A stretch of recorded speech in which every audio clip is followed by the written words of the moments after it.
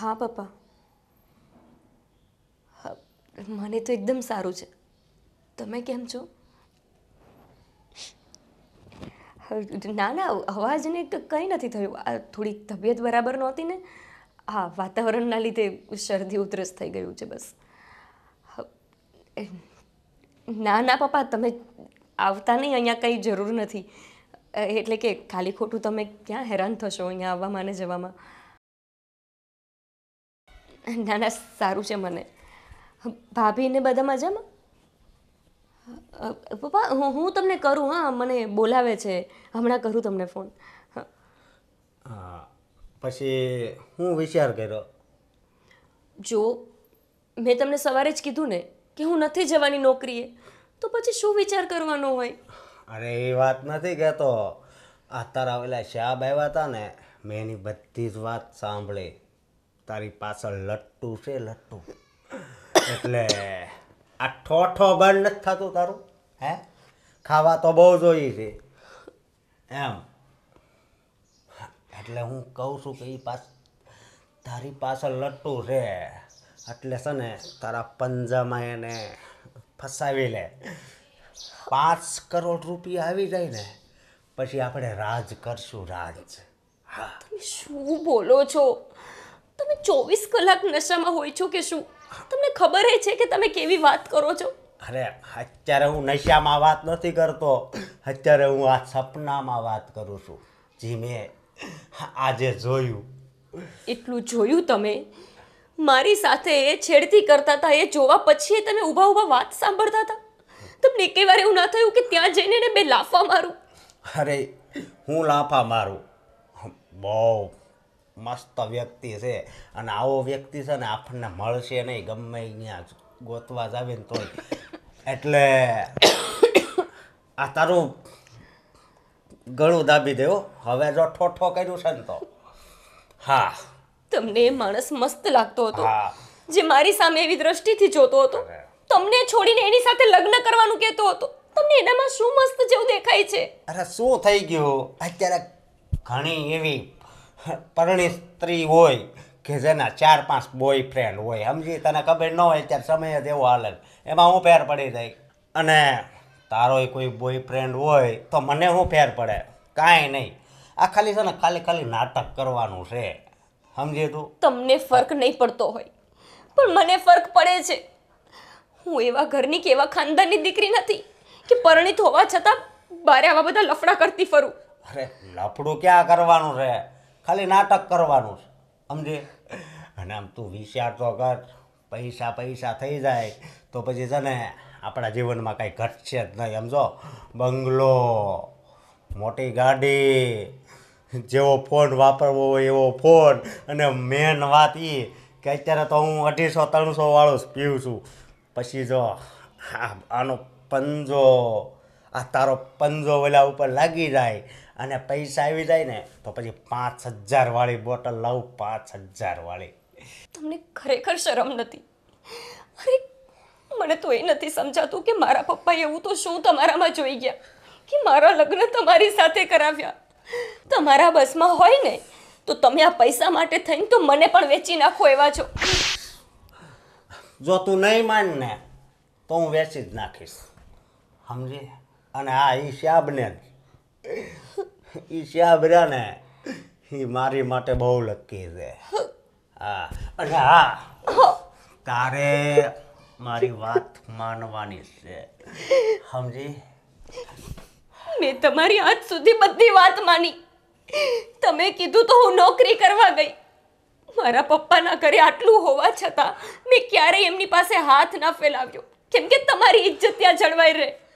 પણ તમે હવે મને એવા વ્યક્તિ પાસે મોકલવા માંગો છો કે જેની મારા ઉપર એટલી ખરાબ દ્રષ્ટિ છે, અને એ પણ તમે મને મોકલશો? એક પતિ થઈને તમને આવું કરતા જરાય શરમ નથી આવતી? જરાય વિચાર નથી આવતો? પણ 2 મહિનામાં શું થઈ જવાનું? ખાલી 2 મહિના જ, બાકી બધું એમ જો ઝપેટમાં આવી જાય. 2 મહિના નાટક કરવાના. હું આવું કોઈ નાટક નહીં કરું, એટલું તમે સમજી લેજો. આ વાત હું તમારી નથી માનવાની. મને ના પાડે છે, મને તને છે ને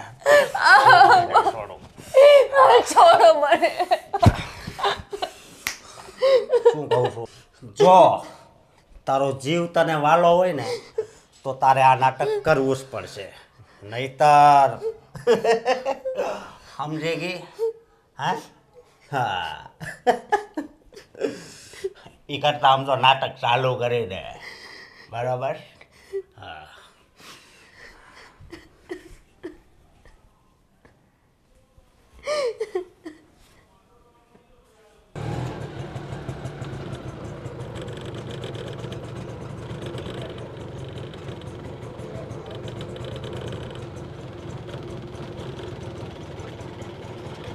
હા બેટા, કઈ બાજુ જાય છે અત્યારે? ક્યાં જાય છે બેટા?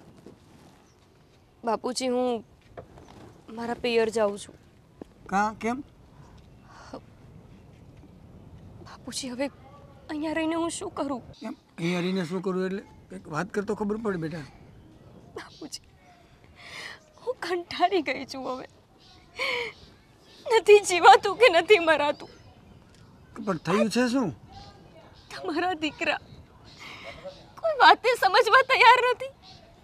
એને તો હવે કેમ સમજાવવું? અત્યાર સુધી જુગાર રમતા હતા, દારૂ પીતા હતા, ના હોય એવા ખોટા ધંધા કરતા હતા. મેં બધું સહન કર્યું. મેં ક્યારેય મારા ઘરમાં કોઈને વાત સુદ્ધા ના કરી, કેમ કે હું નહોતી ઈચ્છતી કે મારા બાપુજી દુઃખી થાય. અને હવે તો એમણે હદ વટાવી દીધી છે. તમને ખબર છે અત્યારે કેવી વાતો કરે છે? એ મને એવું કહે છે કે તમને હું શું કહું બાપુજી? મને કંઈક વાત કરતો ખબર પડે તો હું એને કંઈક કહેવાની ખ્યાલ આવે મને શું કહેવું એને. શું થયું છે શું? પણ બાપુજી, તમે મારા બાપ સમાન છો. તમને આવું કહેતા મને શરમ આવે છે, પણ હું જ્યાં નોકરી કરતી હતી ને, હા, એ મારા શેઠ મારી સામે ખરાબ નજરથી જોતા હતા, મારી છેડતી કરતા હતા. મેં એમને કહ્યું કે હું હવે ત્યાં નોકરી કરવા નહીં જાઉં.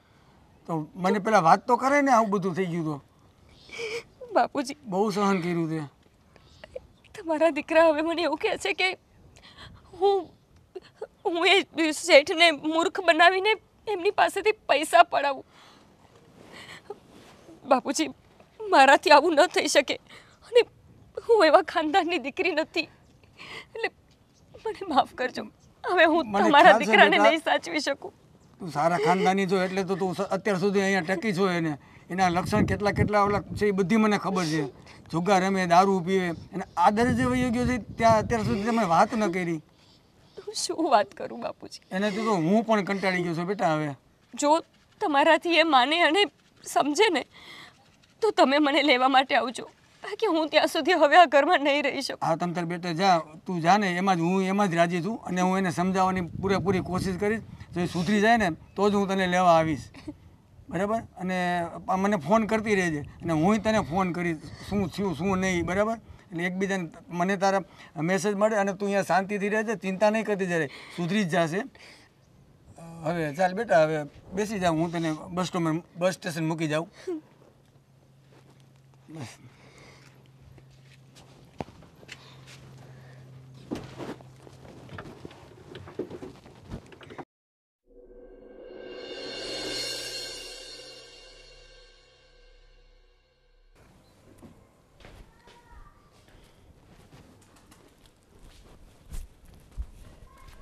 હા.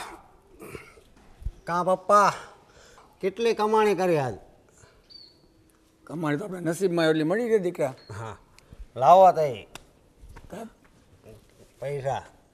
પૈસા તને આપી દેવાના છે? ઘર કોણ ચલાવશે? ઘર ચલાવવાવાળા ચલાવે જ છે, બરોબર? સમજ્યા? પૈસા કેટલાક પડ્યા છે? લાવો પૈસા બેટા બહુ નથી આજ કમાણી થઈ. તે તમે શું કરો છો? હવે વૈયા જાવ ને. હાવ ઠંડુ છે. ઠંડુ છે. તમે હવે ઠંડા જ પડી ગયા છો, સમજ્યા? એટલે હવે આ ધરતી છે ને એ હવે તમારો વજન નથી ખમી શકે એમ. તને શું વાંધો નથી? જેટલું થાય એટલું તારે હાટું જ કરું છું ને. ક્યાં મારે કંઈ લઈ જવું છે? પણ મારે જેટલા જોઈ ને એટલા તમે કમાઈને નથી આવતા. કોને ખબર ક્યાં ભટકવા વહી જતા હોય.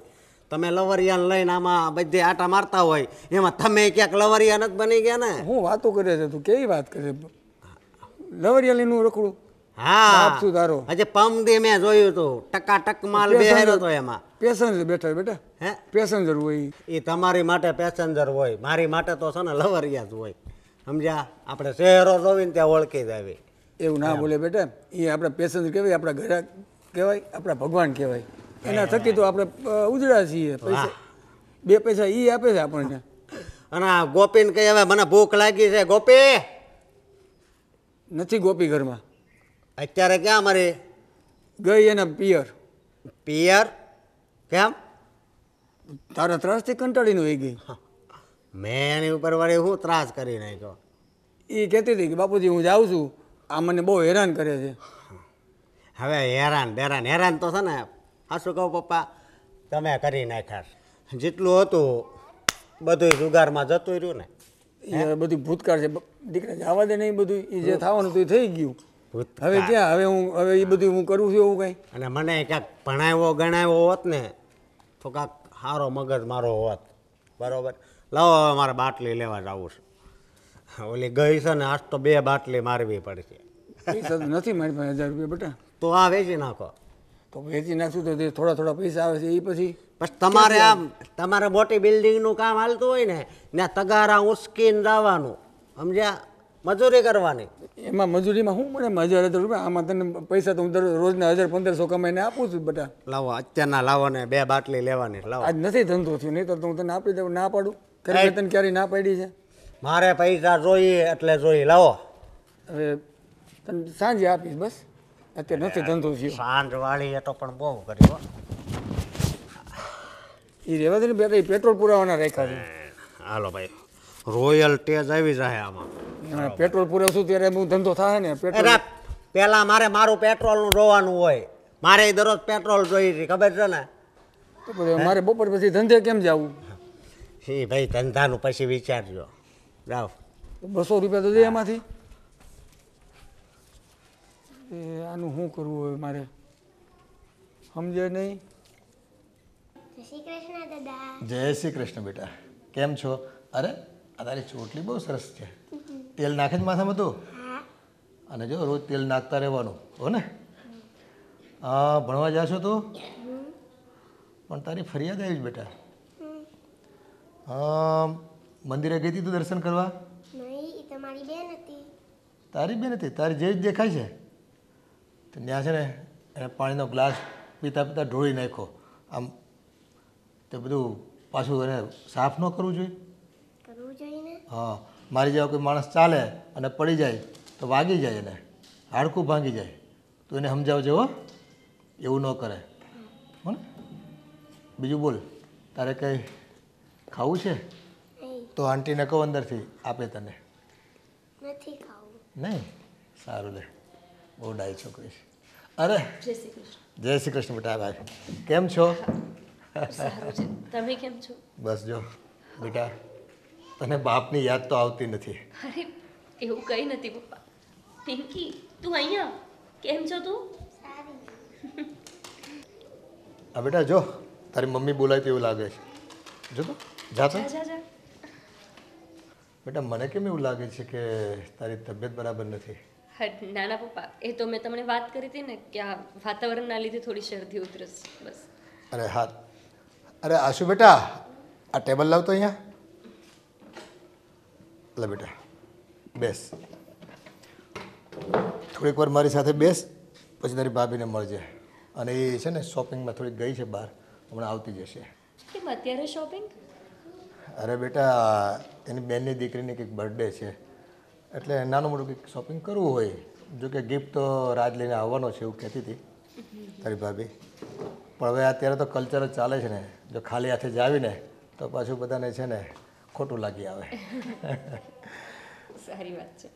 બાકી તમારી તબિયત સારી છે ને પપ્પા? અને દવા બવા લો છો ટાઈમે કે પછી ચીટિંગ? નો ચીટિંગ. તારી ભાભી છે ને ખૂબ કાળજી રાખે છે મારી. ટાઈમ થાય ને દવા આપી જ દે અને જો ન લીધી હોય ને તો મને તો છે ને આમ ખંખેરી નાખે. મારે સારું છે તું હતી ને તો એટલી કાળજી લેતી અને આ વહુય મારી દીકરી બરાબર છે. કાળજી લેવામાં એ જરાય ચૂકતી નથી.